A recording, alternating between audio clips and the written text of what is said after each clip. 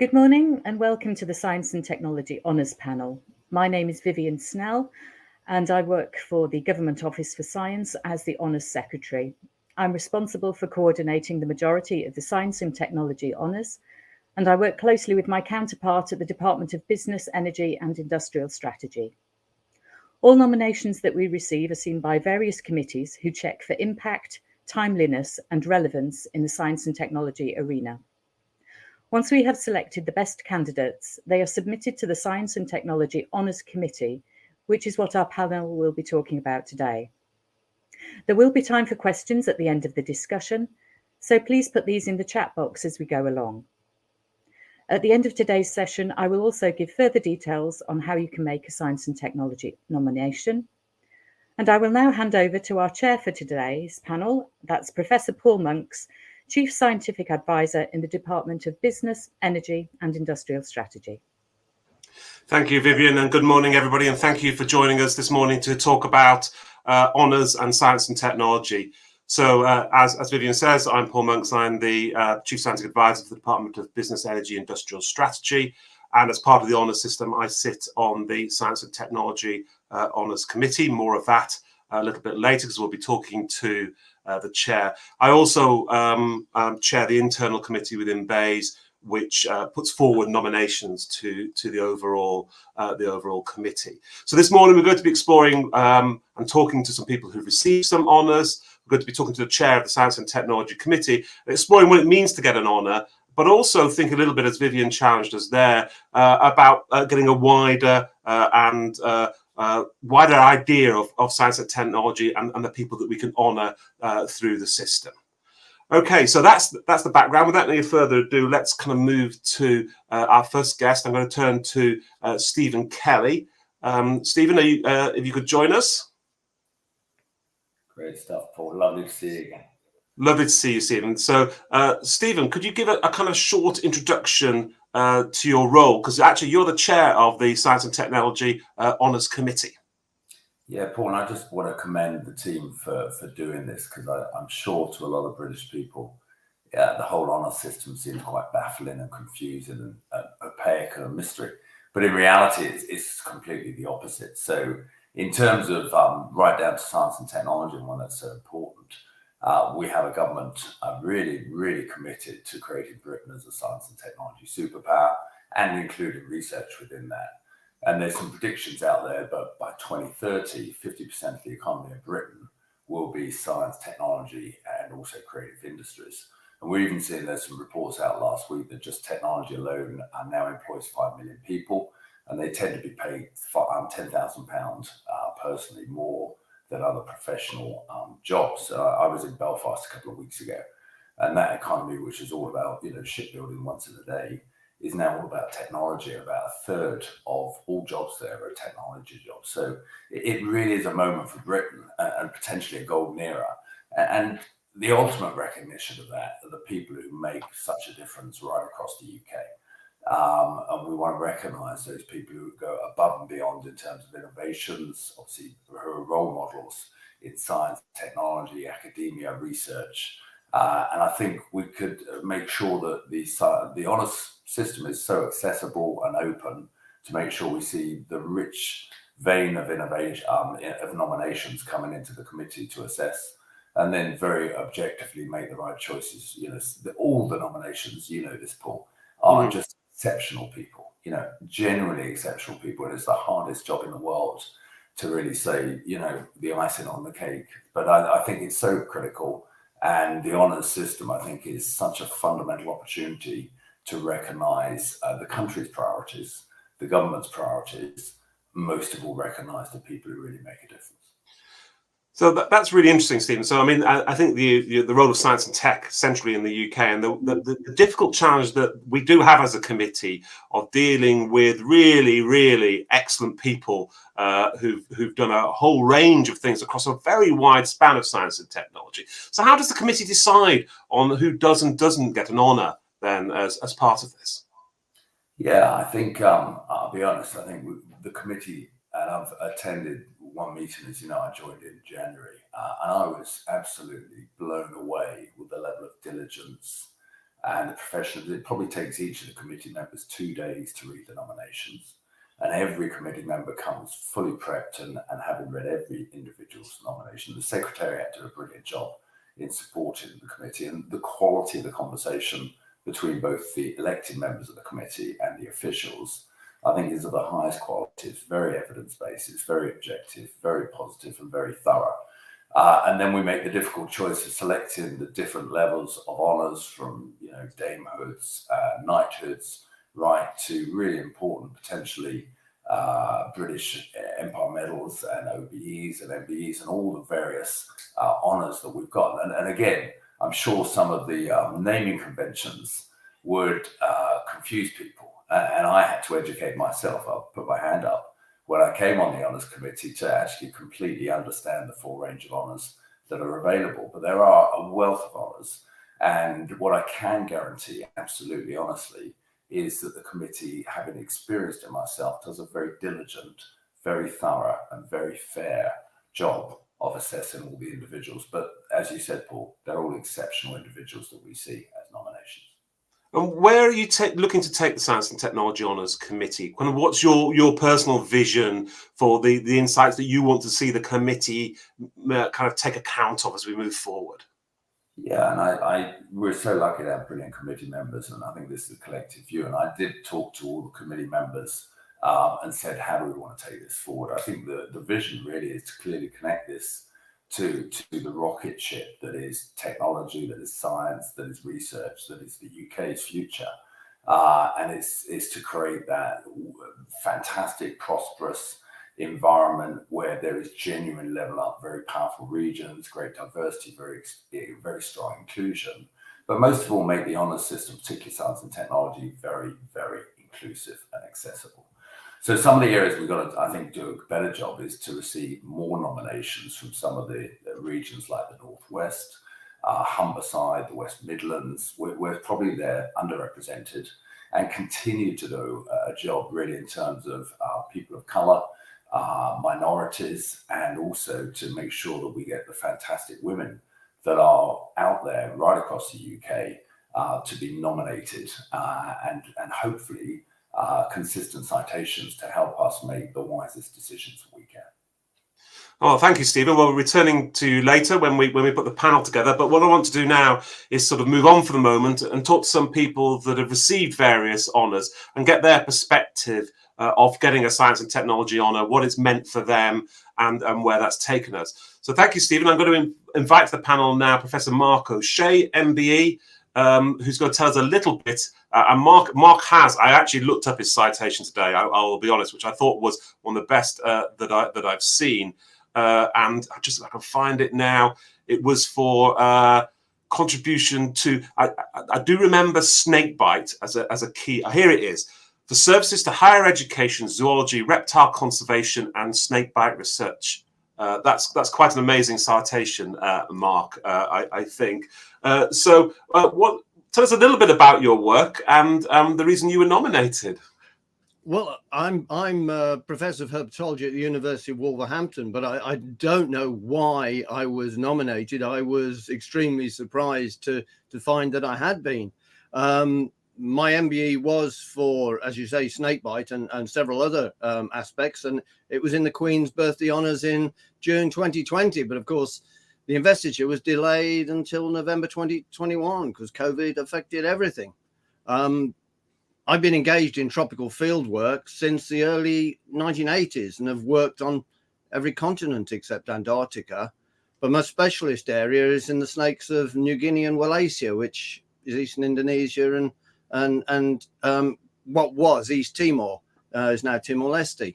And I'm involved in snakebite projects, and that certainly seemed to be the part of the nomination that the media picked up on. And certainly when I spoke to Princess Anne, who was extremely gracious and very knowledgeable, she'd seen snake bites in Zambia, and she was able to describe the symptoms, and I was able to tell her what had probably done the deed. And yeah, that was the thing that really seemed to have stuck in people's mind, the snake bite. But I've done quite a bit of snake bite research around the world, Sri Lanka, Papua New Guinea, most recently in Myanmar, and I know the scourge. snakebite as both a researcher and, alas, occasionally as a snakebite victim himself. So yes, it's very close to my heart. So how did you become a herpetologist? How does one become a herpetologist? Probably when I was 8. It's a very important time, your formative years, and I was allowed to handle a boa constrictor at Dublin Zoo, which appeared to be twice as long as I was tall, and probably was actually. And then I saw an adder on some native heathland over here, and the boa belonged to the zoo, but the adder was wild. And in my immature mind at the time, I thought it was fair game. I tried to catch it, and fortunately fails. Venomous snakes and small boys do not mix. But I went from there to having a reptile collection, and that led me ultimately back into academia, because I left academia. I walked out. I dropped out. I was working in an accident emergency department for years before I went back into education. I just wanted to learn more about my discipline, my branch of zoology. And I encourage people all the time, don't think you are too old to learn. You're not. If you've got an inquiring mind, you can step back into education even quite late on in life and do it. It's invigorating. No, absolutely. Education is a great enabler, and I think it's kind of led a very interesting career path for you. I have to ask you kind of a specialist question. I'm probably going to ask you the question you get asked most, which is I was going to ask you what is the most dangerous snake, but I don't know whether that's really the right way of thinking about it. Possibly is. People usually say, what is the most poisonous snake? And snakes, of course, are venomous, not poisonous, because venom's injected or with a sting or a bite, whereas poison is ingested, inhaled, or absorbed. But the most venomous snake in the world is the inland taipan in Central Australia, and it's never killed anybody because it's bitten 4 herpetologists. They've all had excellent healthcare and all survived. So you can't equate the most venomous as the most dangerous. The most dangerous are things like Russell's vipers in Asia, and the carpet vipers in North Africa, because a lot of people come into contact with them. A lot of people are bitten, and a very large number of people die. So the most venomous and most dangerous, and the most dangerous snake is the venomous snake you didn't see. No, it's quite an interesting way of thinking about it, isn't it? So did you ever think you'd receive an honour for your work? No, not in my wildest dreams. Never. No, it came completely out of the blue. And I have to say, nearly went in the trash because I received an email from an address I didn't know with a PDF attached, and it says, please open this PDF urgently. And you go, oh, yeah, I'm going to do that. But for some reason, I didn't throw it away. I thought about it, and I looked on the internet. I was sure there was a way to preview a PDF without opening it, and like there is for photographs. And I found one, and I clicked on it, and it opened the PDF, and I went, oh dear, was what I said. And as I read down it, there was no demand for my card details or anything like that. And it said, you've been recommended for an MBE. Would you accept it? And I found some phone numbers at the bottom, and I looked up the Chancery office, and the numbers fell within the same, so like they're in the same big building. So I thought this could actually be genuine. And yeah, I think there's a lesson for the Honours Secretariat out of this story. Actually, there's a little about. I've heard this story before, that it's a strange email address that you get this from. Mark, that's great. Thank you very much for kind of giving us a kind of a brief insight into the world of herpetology, and you'll be joining us again with Stephen on the panel a little bit later to kind of discuss some of the larger issues around that fascinating area of snakes and reptiles. And their role. Thank you very much for joining us this morning. I'm going to move on to our next panelist this morning, who is Elizabeth Rousell. Elizabeth, if you can join us. Elizabeth got an OBE. And as you can see, Liz works for Johnson Matthey. So tell us about your work, Liz, and the reason you were nominated for an honour. Good morning, everyone. I was nominated for an honour for services to chemistry, commercialisation and promoting diversity, inclusion and equality in STEM. So I'm the Corporate R&D Director for Johnson Matthey. We're a company that offers sustainable technologies, helping our customers and ourselves achieve these net zero climate imperatives. So very long history in chemistry as a company, and I've worked for the company for nearly 30 years as a chemist. And I truly believe the nomination for the award is why we're innovative. So if you have a very diverse and inclusive community, I believe you are more creative and inventive.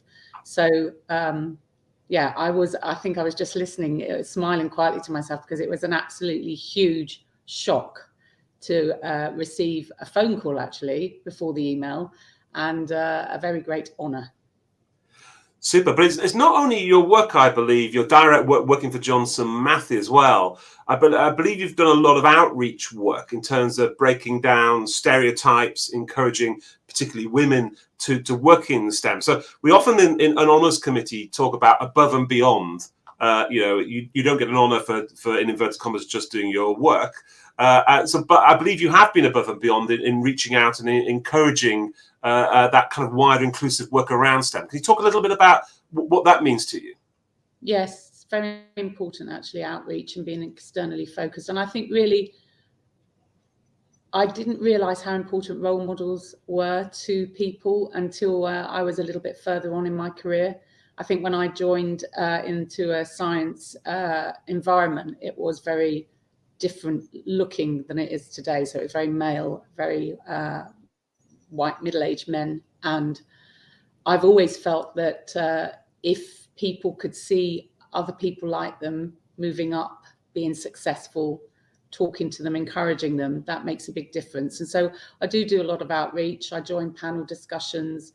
I also do normal things like challenge behavior if I see it that isn't correct. And I think everybody should try to do that in a very constructive way. So I really love being in schools. I've done a lot of outreach in nurseries all the way up to universities.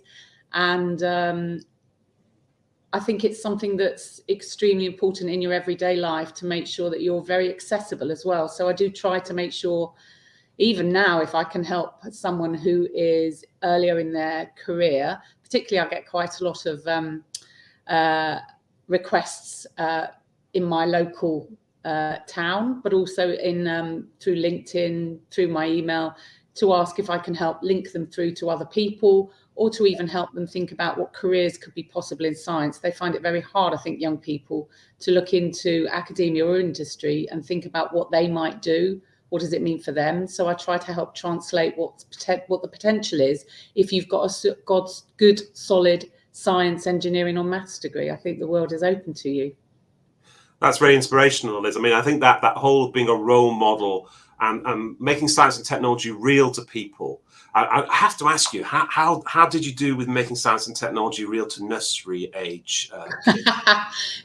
To chaos it was actually. I attempted to explain liquids, solids and gases, but we did it with live chemistry, lots of running around.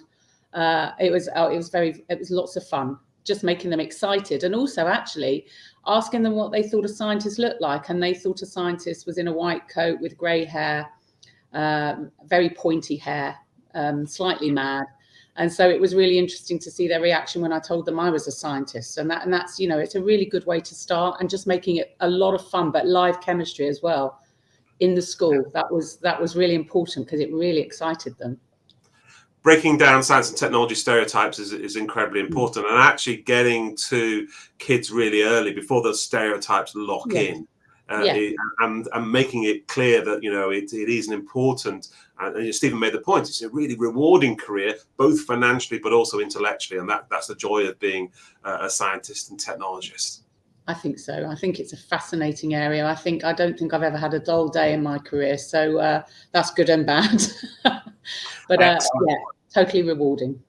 Super, Liz. Thanks for joining us. Well, again, you're going to join us in the panel a little bit later. I'm going to introduce our last guest this morning. I'm going to be joined by Russ Shaw, who's got a CBE. Russ, welcome. Thank you very much for joining us this morning to talk about science and technology honours and what it means to you. So tell us a little bit about your work and the reason you were nominated for an honour. Well, thank you for that, Paul. And I was nominated for business and services to the technology sector in London. And It's an absolute honor to receive this. Like the other speakers, it was an absolute shock to receive this. I run a community called Tech London Advocates, and we are a broad group of tech leaders, experts, investors, all coming together in a voluntary capacity to promote tech startups and scale-ups, and to be an independent grassroots voice of those businesses and companies to the broader stakeholder community, to media, to government, to let people know what's going on in tech. I set up the group back in 2013. I do all of this pro bono as my give back to tech. And the Tech London Advocates community today has nearly 14,000 here in London, across the UK, and in over 70 countries around the world. We're also a founding partner of London Tech Week, and I should say we're right in the middle of London Tech Week. London Tech Week, isn't it? Yeah, yeah. I'm moving around from event to event. I've just come out of an event that's focused on something called NFTs, non-fungible tokens. I learned a lot, I have to say. And we're now replicating this model. We have 5 other groups across the UK doing the similar open, inclusive, volunteer-driven model. And we now have communities like this all around the world. We just launched new groups this week in China, and we announced new groups in Brazil. And actually, I'm going to Ghana later this year to launch Tech Ghana Advocates. So it's terrific. And I meet amazing, amazing people who are setting up fantastic tech businesses. We also do spend a fair bit of time focusing on 2 key themes. And I guess, building on what Liz said, we do a lot of work on diversity and inclusion. I think that's the biggest challenge that we face in our technology sector today. And we're doing a lot of focus on tech for net zero, not just in our London group, but in all of our groups around the world. So what do the tech advocates do? It sounds like a fascinating model. It's grassroots. I mean, what does it sort of do, and how does it help people? And I guess it's people and companies, and small companies in particular. It is. The model is designed for very busy people. So anybody can come into the community. I ask advocates to do 3 things. One is around using us as a resource, if they're out there speaking, blogging, tweeting, whatever it might be, about what's going on in tech. The second is about helping to grow our community. So anybody can come in, anybody can join. I just ask every advocate, when ready to do so, to invite a new advocate to join our community. It's built on network effects. My last corporate role was at Skype. Skype was a brand that was built on network effects. And 3, I ask everybody to adopt the ethos, which is we're here to help one another for the greater good. So if a fellow advocate reaches out and says, do you know so-and-so? Can you connect me? Can you help? Can you introduce me to this investor? Either say yes or say, look, no, sorry, I can't help you. Maybe I can find somebody who can. But for those who want to do more and get more involved, we have working groups, and we now have 40 working groups in our community. Our largest group is our Women in Tech group. Our second largest is our Black Women in Tech group. But we have groups focused on metaverse, fintech, cyber, health tech, creative tech, and it's all built organically. People coming to me saying, Russ, I'd like to do this, I'd like to do that, and we give them a platform to do that. Wow, that sounds absolutely fascinating. It's a great advert for the tech advocates and what they can do. And I think that mutual support in an area that is hugely disruptive and agile, which I think is a great power. And also, the UK being a real powerhouse for this sort of area, with the number of unicorns, no greater number of unicorns have come out of the UK. I'm not going to say London, I'm going to say the UK, Russ. No, you should. And this is, we do a lot of work, and we have groups in the north, in Scotland, in Belfast, in Wales, and we just recently launched a group in the southwest of England. And when I first started this many years ago, I think we had 3 unicorns in the UK. So, and I think, to your point, one of the things that these communities strive for is it's all about collaboration. We're seeing that happen this week with London Tech Week, but wherever I go in the UK, as we set up and expand these groups, it's about bringing people together as volunteers to support their ecosystem. And that spirit of collaboration, I think, is really helping to turn the UK into a world-leading tech sector. I mean, coming back to what Stephen was saying earlier, the UK tech ecosystem now sits with the US, China, as India, and India as a world-leading tech sector. And we clearly punch above our weight. And I really attribute that to so many of the great leaders we see all across the country. And they're the sort of great leaders that we want to celebrate through the honours system, I think. Absolutely. To recognise that punching above our weight, going above and beyond, to use that phrase again, is a key part of what we're trying to do. Yes. So super, that's great. So we've met all of our guests. Thank you, Russ. You're going to be joining the panel now. So thank you for taking your time to join us this morning. We're going to now move to a kind of a panel session.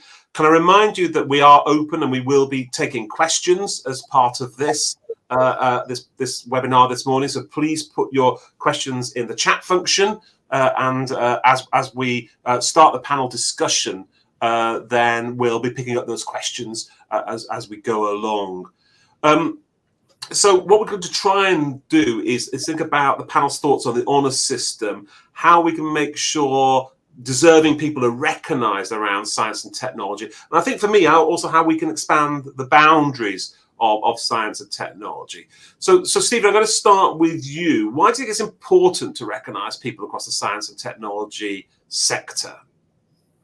I think Russ said it all, and congratulations, Russ, on London Tech Week. It is the exemplar around the world. And I think we always say, obviously, we need a really strong London because that creates a strong Manchester, Belfast, Edinburgh, Newcastle, Cardiff, Bristol, all the great cities that we have. And I think that really says it all, Paul. You know, I just looked at the number of unicorns. Last count was 122 unicorns. The valuation of the just technology alone was over $1 trillion.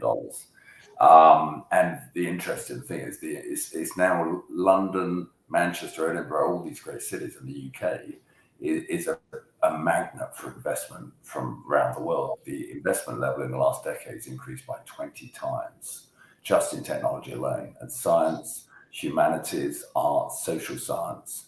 I think, you know, we absolutely want to be that superpower, as you've referenced.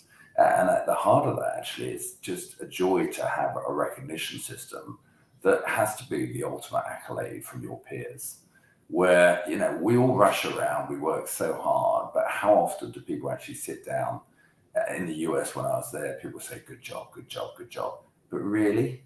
But this is well thought through, and it really recognizes not the brilliant work around innovation in your particular film. It's a joy to hear about snake bites, and it's a joy to hear about chemistry and all the diverse elements from astrophysics right through to innovation and machine learning and artificial intelligence.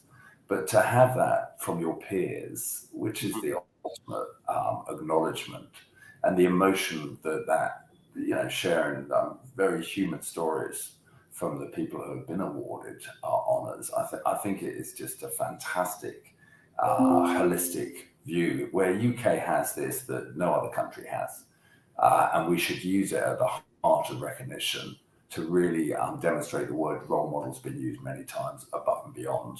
And a lot of the people who do get rewarded with an honour tend to do massive things like Liz around their communities, do big initiatives around giving back in a very understated way, very humble, lots of humility. So it's not just the innovation, but it's the essence and the ethics that are associated with the individuals just doing great work, but also making a difference while they're here to really be a role model and inspire other people. I think we should just for anybody who's listening, I'm going to turn to Russ and say, can you just explain to people what a unicorn is? We talked about it a couple of times, and I realised that it might not be everybody listening who go, what the hell is a unicorn? Sure. Isn't that a mythical animal, you know? It is. It's a mythical animal, but it's also a company that has a valuation from the private sector of $1 billion or more. And it's a benchmark that investors use to determine how successful a company is, because they're not traded on the public markets. So it's just a way to say, when you reach $1 billion, it's a significant milestone. And the UK now, you know, to Stephen's point, you know, with well over 100, we have nearly as many as the US and China do. So it's really quite a statement to show the phenomenal growth we've seen over the past 10 years. I just thought we should make that clear for the people who are listening. We're glibbing away about unicorns, and basically, isn't that some sort of animal? So to return back to, the question, I think all of you have kind of highlighted the need for inclusiveness in many, many different ways. And it's not just inclusiveness, it's people who deserve, I think, as well, the recognition as part of this. So from your perspective, how can we ensure that we get more deserving people? Maybe I'll turn to Liz around that, particularly, I'm obviously thinking the science and technology context. I think it's a very good question. It's a difficult one. I think perhaps people don't understand how they can nominate somebody for an honour, or even that the fact that they can, as a general member of the public, see something that they think really is worth calling out and nominate someone. I'm not sure I even knew how that happened. So, and I think anyone who's received it is always very surprised to be nominated. It's a very circular thing. So I think trying to understand how to communicate with people about what they can do to nominate someone and what they need to do, and then to celebrate that, because when you nominate someone, an individual, you're actually recognizing all the interactions that they have. And so it's a very community celebration when you have an honor of your colleagues, of your family, of your friends, of your community.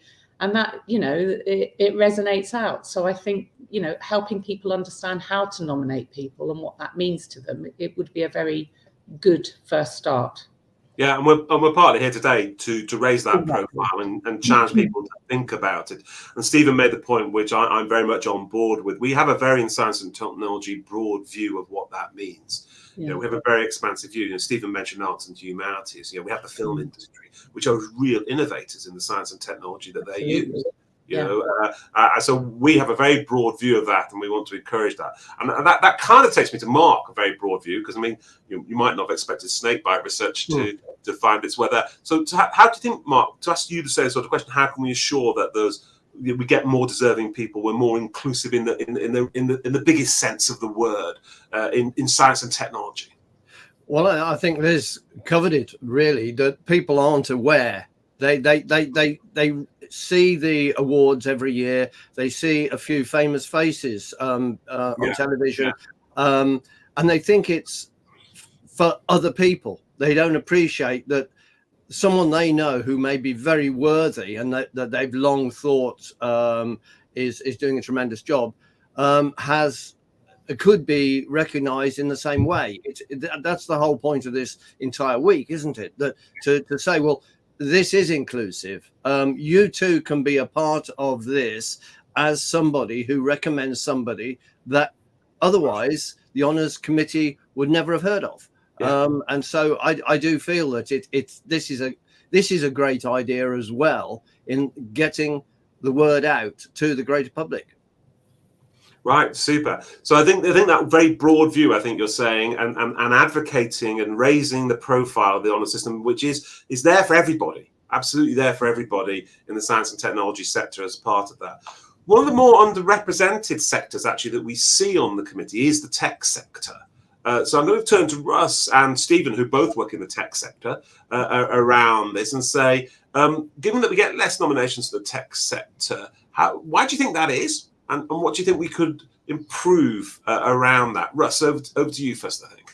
Yeah, I think first and foremost, there might be a bit of self-selection with people saying, well, I either don't really know much about it, or I would never be recognized for an award. So why would I do this? And I think when I received my award, first of all, I was just inundated with responses from people congratulating me. But then I turned around and said, well, you're doing fascinating work as well. Let's get somebody to nominate you. You should think about this, because I meet so many incredible people in this country who are doing brilliant things. And so I think what you're doing this week with Honors Week, I think almost demystifying a little bit and helping people to understand what is the honor system. I was chuckling when Mark was speaking earlier, when he got his email. I have the same thing. When I got my email, I think it had NY21 at the top, and I was thinking, what's New York 21? What's that? And then I read it, and I was like, I couldn't. And then I had to understand, well, what does this mean? So I think if we can help inform people, but for people like ourselves on this call, and why I was so delighted to do this, to go out and encourage other people and say, look, you really should be nominated for this. You're doing great work, and don't think that you may not get it. that is a role, that is our collective gift to give back. So that's certainly something I'm committed to doing. We had an event yesterday with one of our groups focused on circular economy, and we had a presentation by a young woman who works at the UK Atomic Energy Authority, who just demystified nuclear fission. She's on my radar now because, young Black woman, who is incredibly articulate, who really explained in a very basic way why this is so important for net zero and our future. And I'm thinking, I'm going to follow up and keep an eye on her and talk to her about this. And I think we all want to do that now. Liz, that kind of goes to the mentoring question, doesn't it, a little bit, that you talked a little bit about earlier, and recognizing people for honours and mentoring. How important is that mentoring piece? I think it's really important. I think, everybody needs at some point in their career journey or even their school journey to be told that, absolutely anything is possible and you're doing fine. And also when you are working your way through your career, there are times when actually that you get into situations that, people that have been in their careers longer may have been through themselves, and you can just act as a sounding board, encourage them, help them through it. I think it's an incredibly powerful network as well. So once you start mentoring or you start linking people together, you find that, they will do the same for others. And I think that's extremely powerful. Yeah. I think that's an important part of what we're considering, and as I say, Russ, looking at people and what they do in the round as well. Stephen, I did say I'd come back to you on the tech sector question, why it's underrepresented and how we think we could improve it. I mean, you're head of Tech Nation, so you're very much mandated in this sort of area. What's your take on the underrepresentation of the tech sector and how we can improve it? There's probably a couple of aspects, actually, Paul. One is, I guess, it's a relatively newer industry over the last 30 years. And I think there's probably a reality that UK tech companies' innovation probably has the best innovation in the world. But sometimes we fail to commercialize it and become the market leaders. And I think we've got to crack the code on that. So we've got, obviously some brilliant West Coast companies that we all use in our daily lives around, whether it's Amazon or Google and all the fangs we know. That's another acronym around Facebook and all these companies. But we need to replicate that in the UK. And we need to also ensure that people have the confidence to go and invest and do the acquisitions overseas and go to new markets, because that's the only way to become the global market leader. And I think a little bit of that is confidence and belief, and again, role models of people who have done it before that create lots of followers. I would also say, probably at the other end, Paul, we talked about this in the committee, we'd love to, given there's 120 odd unicorns, we'd love to see more nominations from what was called the SMEs, the small and medium enterprises. Yeah, absolutely. The founders, the people who are following their dreams, their passion, their big idea. And we just see very few nominations from that community. So I think it just says there's plenty more to do, but we have got a crown jewel here in terms of some incentive around the honours that is very special and unique. And I think events like this, just making it more open, more accessible, and taking away the mystery, are so helpful. And having folks like Russ and Mark and Liz here, it just makes it just very, very, very human and very real for everybody. And the authenticity is very powerful. So let's explore the type of person and how we can kind of get more people into this. Mark, from your perspective, what do you think might be holding back some people from making a nomination? Not knowing the process, first off, and not knowing if it's worth it, whether their recommendation is going to go forwards. People tend not to want to spend a lot of time doing something that is going to fall on fallow fields.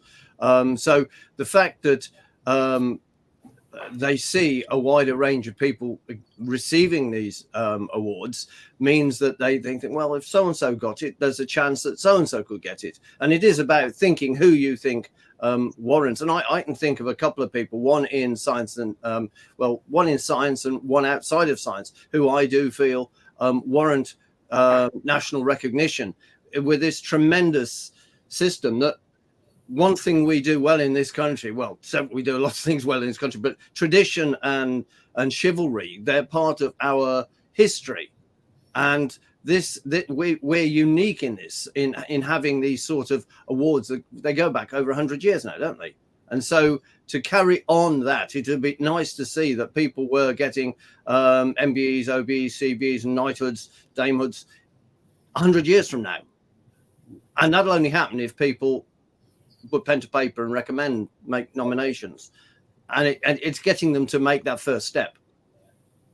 Yeah, I think, Mark, very important point that you said there. Though we're very much concentrating on talking about the Science and Technology Committee this morning, there are across the honours system, and this week's worth of activities are raising the profile of that, many different categories that people can be nominated in. And I think we would encourage people to go out there and think about that. If you've got somebody who is worthy of an honour, there's 99% possibility that there's a category that we can put them into. So in a sense, don't get worried of science and technology. They're not a science and technologist. That'd be put forward. Actually, the system is really good at sorting out where to put the right person into the right committee to be considered by its peers. And many people actually, and Stephen and I do this all the time, get considered by two committees, get two bites of the cherry, because we don't want to give them the disservice of sometimes being considered by one committee. It's a very, very inclusive process, I would say, from my experience of it. So a good point there, Mark, around that. So Liz, from your perspective, what type of person would you like to see your sector being more represented in that future honours list? Well, I'd love to see some more diversity, perhaps, in the nominations. Some more. It's lovely to see women being nominated more, but also, women from different cultures and backgrounds, younger people. That would be great. I know you have to have, but you've got to have done something. And some of these young people are amazing, actually. I wonder sometimes if the language of the way that we nominate might need to change so that people could find it more accessible. They could see themselves doing that process and receiving it. Maybe the language or even the format that we use to nominate people might need to change. But I'd love to see some younger people being nominated, and also for more ethnically diverse backgrounds in science and tech. Yeah, I think to make clear, as part of this, you don't get an award for what we call a lifetime achievement award. We don't actually. We go, no, it's not just because you've done a lot of good things, through your life. I mean, on the diversity front, it's worth noting the last set of honours, 51% went to women. So there is within the honours system a diversity committee, and of course it's government, so we have to have a committee. It's clearly obligatory. But actually, they've been really kind of thinking about what are those barriers. Are we, in the language that we use or the way that we set it up, are we making those sort of barriers? But I think the sort of conversations today and people who've got honours being advocates and saying, look, actually, you could go for this, is actually a very powerful part of this. So, I mean, in a way, to Stephen, how do you think we could make it more representative society? In some sense, we've talked a lot about regional diversity, which I think is a very strong element of this. Any other parts that you'd like to pull out from this, Stephen?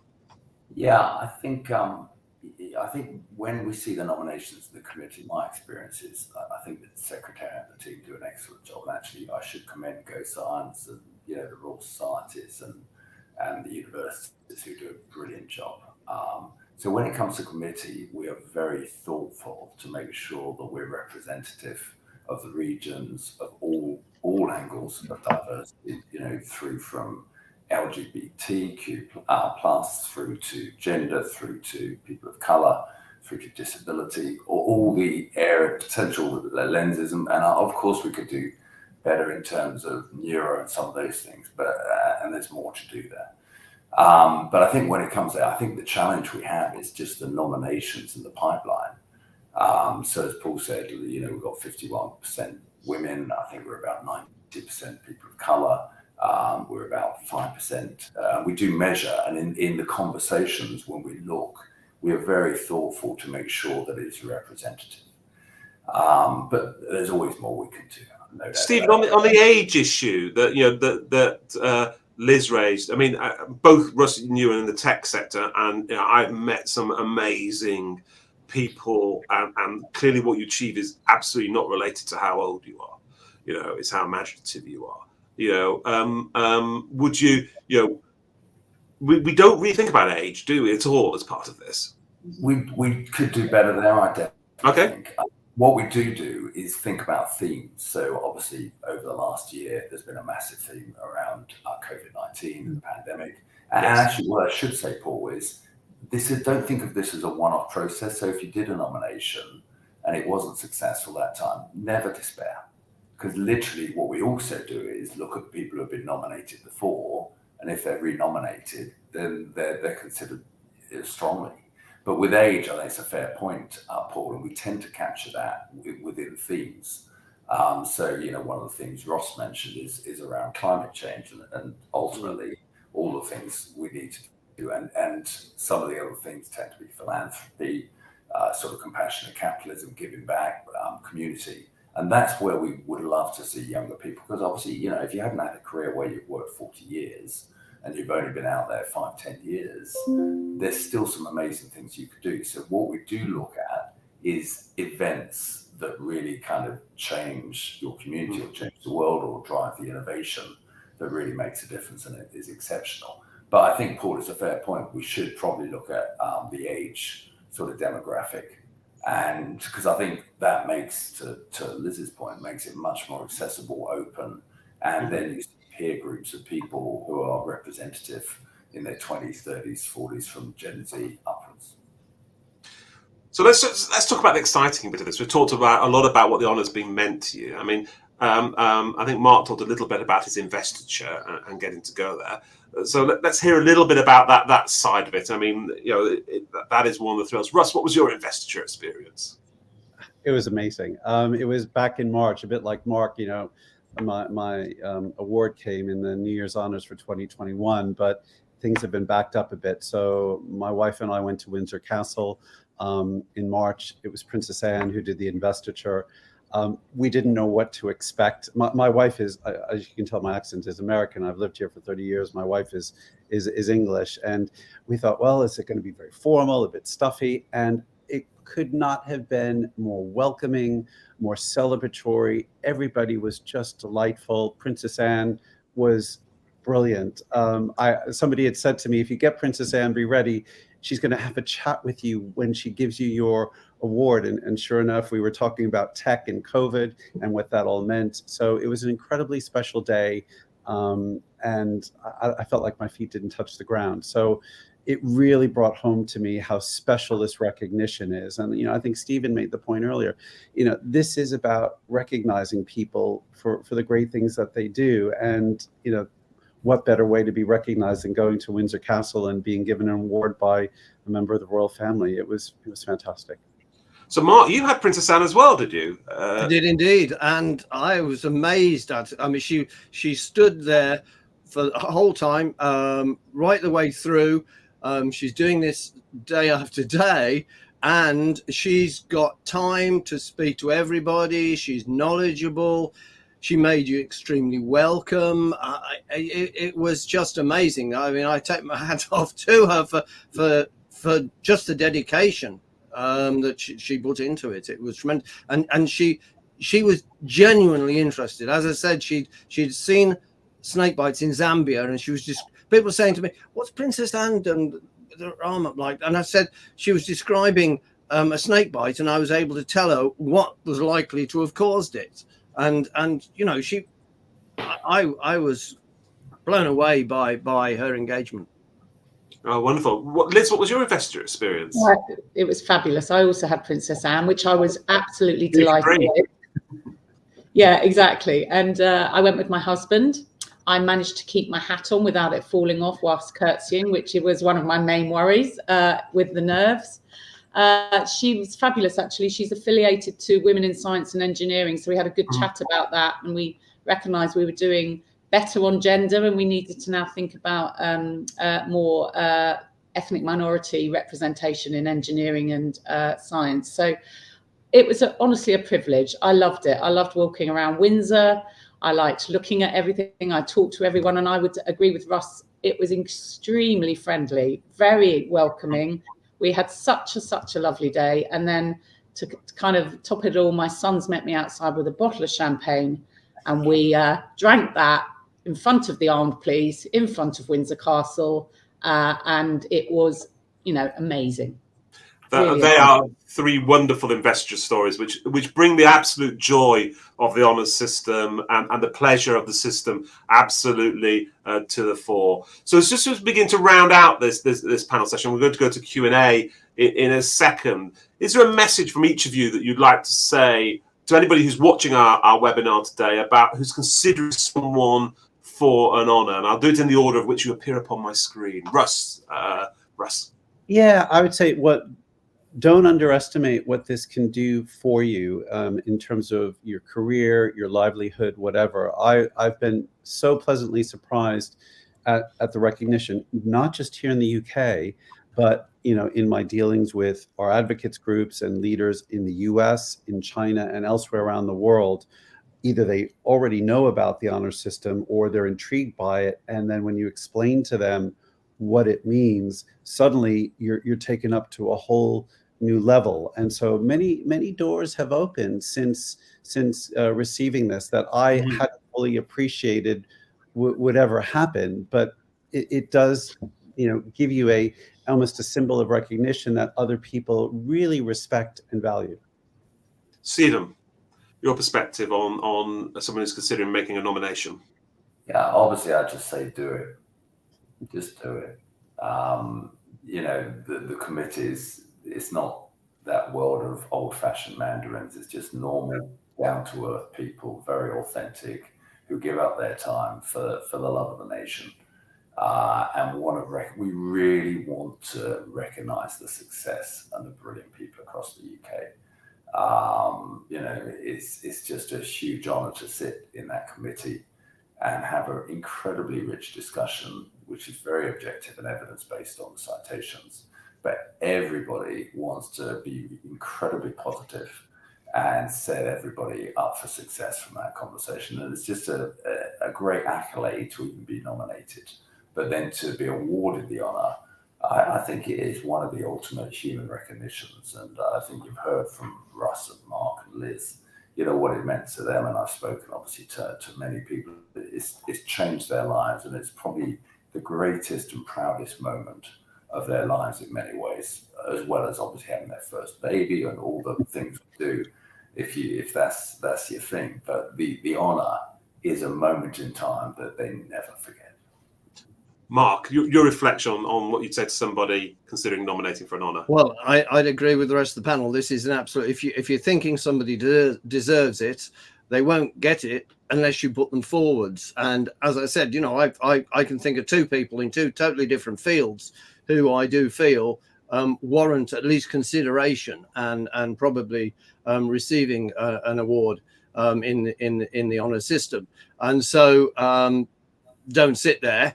Look into it and nominate. And if you are successful and the person you've nominated does receive their honour, they'll be going, who put me forwards for this? Who? And you'll secretly know it was you. I mean, there's somebody out there that knows that they put me forward, and I don't know who they are. Mark, we expect to receive your nomination shortly for the next list. Liz, your perspective on that? I would encourage them to, and I would suspect that the person that they are considering nominating will not feel they're worthy of it. Okay, so I think that's always true. And I would reflect that once you've received your honour, you do more of what you received your honour for. You feel very responsible for receiving it, and you want to do more of that good behaviour. I really believe that. Great, super. Well, that's been a really, really enlightening panel discussion that's taken us from science technology, what it's meant for people personally, to a really glimpse into the investiture and the sense of achievement and celebration that comes from having a science and technology honour. And I think actually for both Stephen and I, who will carry on doing this through the next committee is not that far away for us. I've got one this afternoon, in fact. Actually, I think it will give us a real impetus to carry on doing that work, because it's been great to hear these stories. We've got a few minutes left, and I asked for questions. We've not had a huge number of questions, which is why I've let the discussion run a little bit longer. But we do have one question from Jessica around the different levels of honours in science and technology. The definitions aren't always helpful, as most scientists have international reach. Does Stephen, as the chair, do you have a thought on that one? Any advice on the different levels? Yeah, I think the main thing, Jessica, is to actually engage in the process, and as I said before, submit a nomination. There is quite a rich range from knighthood, damehood to OBEs, MBEs. They're all important, though. They're all incredibly special. I do think, actually, you've touched on a really good point around international reach, because, again, if someone's done innovation or created intellectual property or registered patents, and that's recognised all over the world, and the ultimate there is like a Nobel Prize. But, we do absolutely take that super seriously. And obviously, it's great if a nomination came out of, say, Dundee, and now is a world-renowned authority in a specific area. That would be awesome. So international reach is important. But what I'd say, Jessica, is submit a nomination. I think within the committee, we are very thoughtful about the appropriate levels. Yeah. And the recognition. And if it's a first-time award, then that may not be the last award as well. So we often get submissions made years later, and we're very thoughtful about, we do want younger people, certainly, and we want more nominations. And I've mentioned the regions, we want them more. We want more SMEs, entrepreneurs, people from arts and humanities. Obviously, we want to be represented with diversity. So I'd say there's always more to do. But with this, Jessica, absolutely put in the nomination. And we are very well advised by the Secretariat to make the right and wise decisions and the appropriate honour at the right level as well. So we'll look after that. Thank you, Stephen. So thank you very much, everybody, for joining us this morning. I'm going to hand back to Vivian very, very shortly. Thank you to Russ, Stephen, Mark and Liz for what has been actually a very enjoyable hour talking about the honour system, some of the challenges, but to hear and celebrate what is going on in Britain and the way that the honour system brings that to the fore and celebrates that, particularly in the area very close to our hearts, which is science and technology, and all that can bring across the system. So thank you again to Russ, Stephen, Mark and Liz for joining us this morning.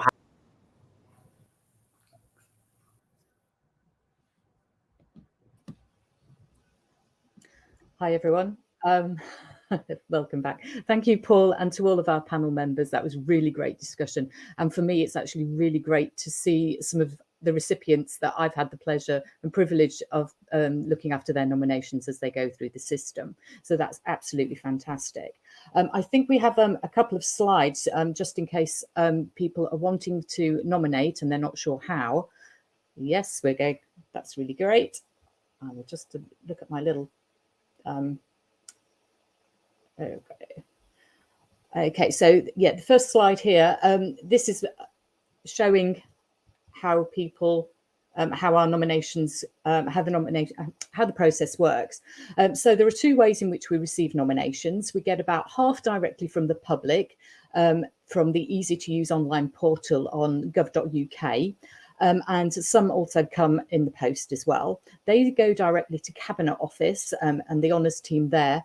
They send them on, they sift them and send them on to the most relevant government department, such as my department, which is Government Office for Science. And then we look at each nomination and to make sure it's in the right place. There's no deadline for public nominations and they can be submitted at any time. So if you're feeling like you want to do one now, do it now. Cabinet Office receive about 10,000 enquiries a year, which lead to 3,000 nominations. And the other route is directly into government departments. So for Science and Technology, the Government Office for Science ask for nominations every 6 months from the stakeholders who we work closely with. For example, the Royal Academy of Engineering, the Royal Society, the British Academy, and the Academy for Medical Sciences.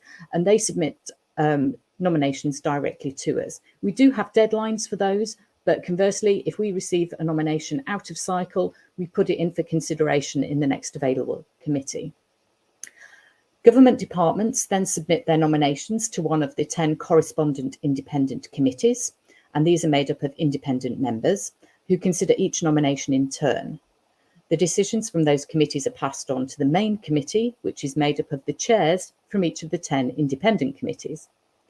This list is then finalised, passed on to the Prime Minister, who checks it, and then they pass it on to the Palace, to Her Majesty the Queen, for formal approval. And the next slide is saying, so if you're ready to nominate someone, these are the things that we should include. So make sure that they have made a significant contribution to society, their sector, or their community. Make sure they have gone above and beyond expectations. Make sure they've had a positive impact and they've delivered significant outcomes. And this is very important for science and technology. We're looking at the impact and the outcomes. And for the Science and Technology Committee, we do need 2 supporting letters with every nomination that we receive. Ideally, they should be from different sectors. So if you're nominating, say, from a university, don't have 2 supporting letters from the same university. Look at 2 different organisations. Please remember that all nominations must be kept confidential, and the nominee must at no point know they are under consideration. This is really, really important. Honours are actually exempt under GDPR, which means you can provide us with your nominee's name and address, date of birth if you know it, and contact details. And this is important going forward. Like our recipients have said, at the moment, during COVID, they were receiving emails. So we need up-to-date emails, telephone numbers, and also home addresses. And to find out more on what to include in your nomination and how to nominate someone, please visit the Honours website. This has been recently revamped. So that's the gov.uk, and the details are on the list there. And we hope that you will consider somebody being nominated in the science and technology arena. And finally, we've got other events on later today. This is the last day of the inaugural Honours Festival. So I hope you've enjoyed this session. I think, like in the chat, they said at 12:15 there is diversity in the Honours system, and we are really, really keen